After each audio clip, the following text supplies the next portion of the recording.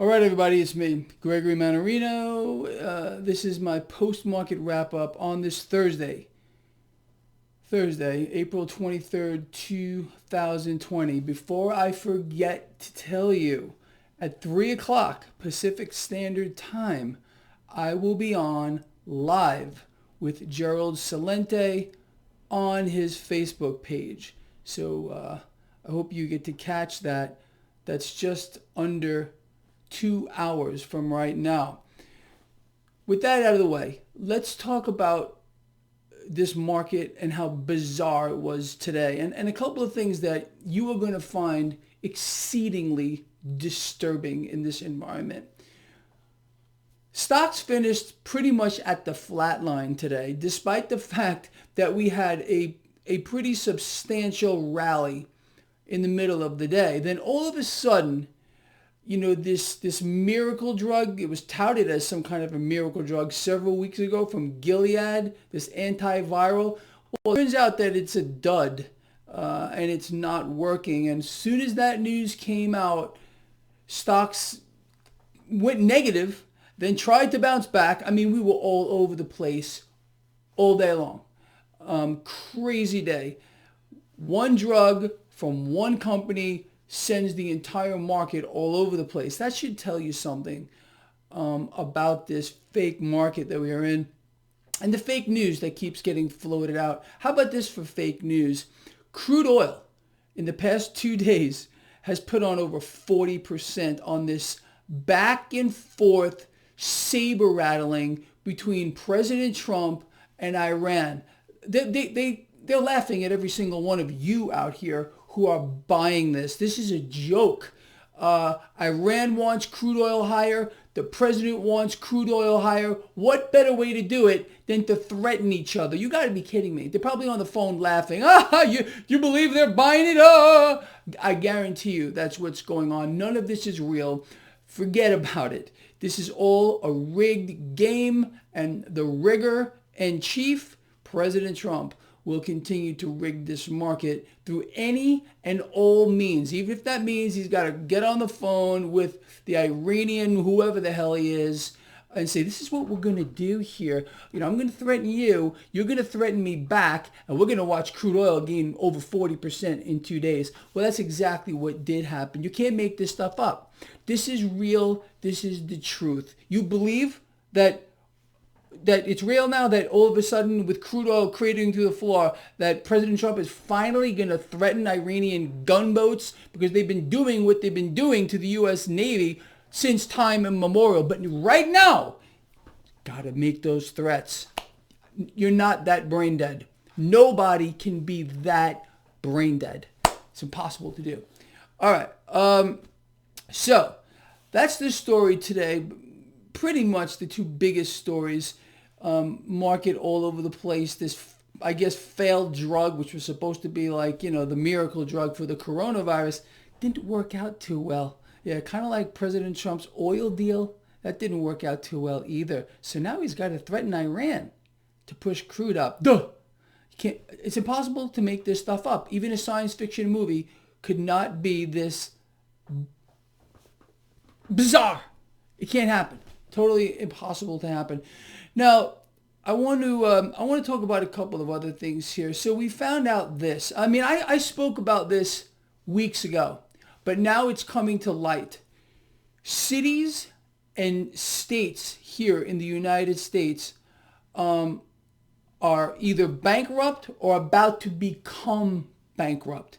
Now, I'm going to give you one guess. Let's put this together. What institution today is the strongest entity on the planet?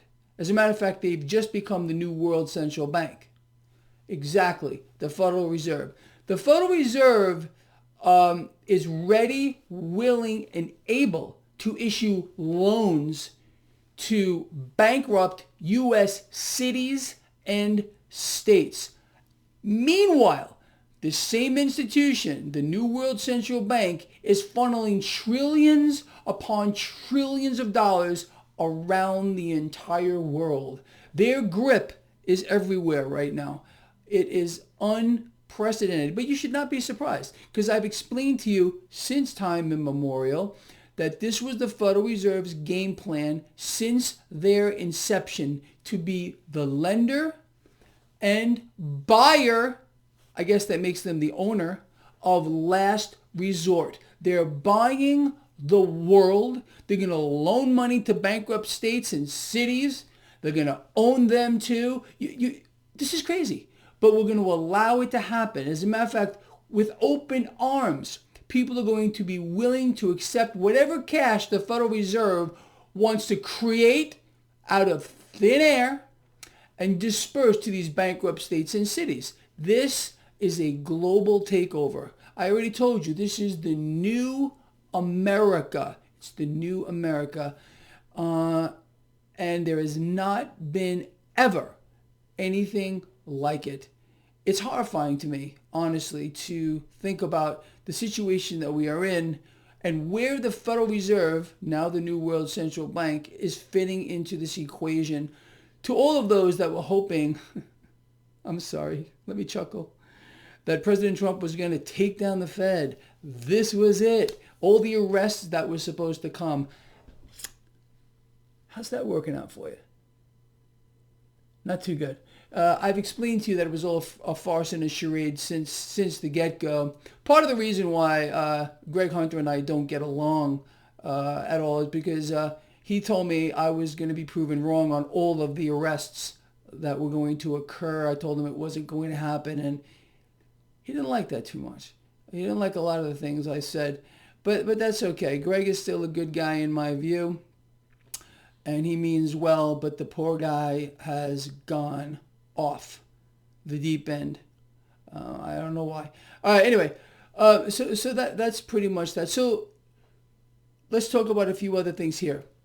Bitcoin right now is over $7,500.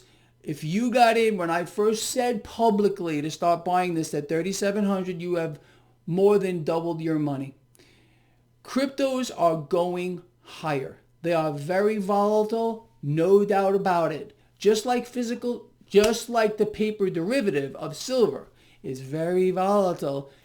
That's how cryptocurrencies trade as well. Okay, so again, no surprise to you seeing Bitcoin go higher. All the big ones are going higher as well. I'm not saying they're not going to drop lower, but they are going higher. The trajectory is higher. You understand? Gold and silver goes without saying. If you have been following my work for all of these years and you do not have at least some physical in your hands gold and more specifically silver, you have missed the boat by miles upon miles. I've explained to you since forever, literally since day one, so over a decade, that you should be hoarding these things. Silver to me remains the number one investment on the planet longer term. This is what you need to be holding. If you're looking for one thing, what's the best, most undervalued asset on the planet to hold? Well, you know what it is if you followed my work. It's physical silver, period, the lovely end. I've been saying this for freaking ever. Okay, let's move forward here.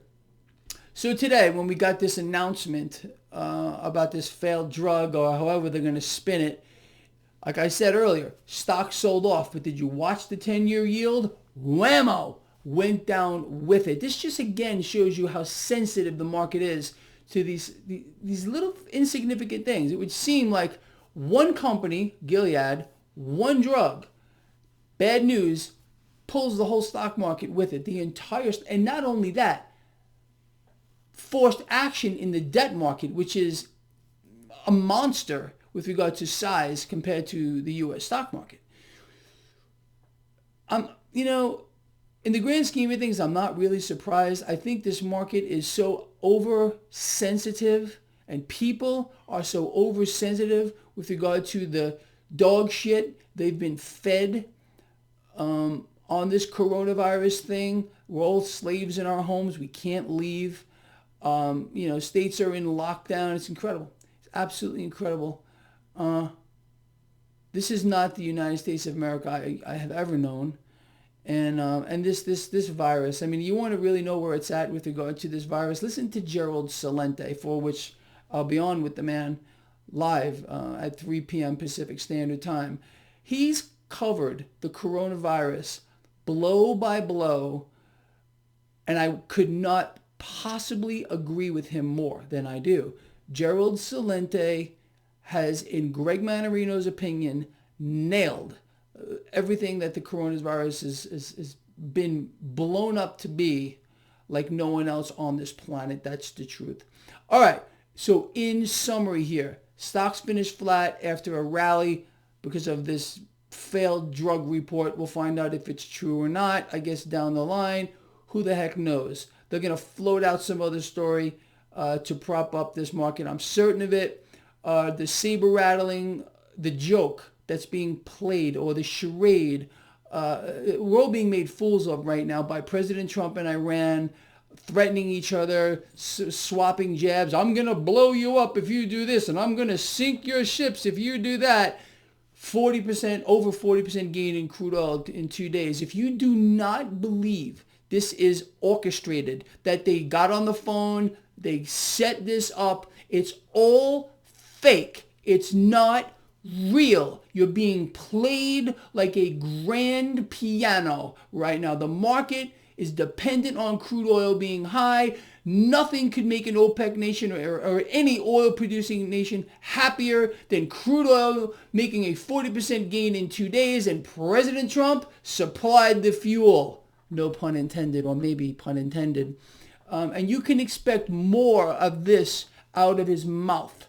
Whatever he's got to do to prop this market up via crude oil, via lies, via whatever he's got to come out of his mouth. Doesn't matter. He'll just conjure it up to make that stock market go up. It's his claim to fame. Although we have lost every single job and then some that has been created under his administration. They're all gone. But you don't hear about that. No, he won't talk about that. He's got to tell you some other thing is going so well, like the failed deal on crude oil with Saudi Arabia and Russia. But then that turns out to be the biggest financial flop in the history of the financial world with regard to crude oil. And now he's got to prop it up by fighting with Iran, and Iran's going to blow us up, and we're going to blow them up back, and crude oil goes higher. You can't make this shit up. I'm out of here. I hope to see you later with Gerald Celente. That's at 3 o'clock. One last time on his Facebook page. Greg Mannarino is signing off. See you in the morning.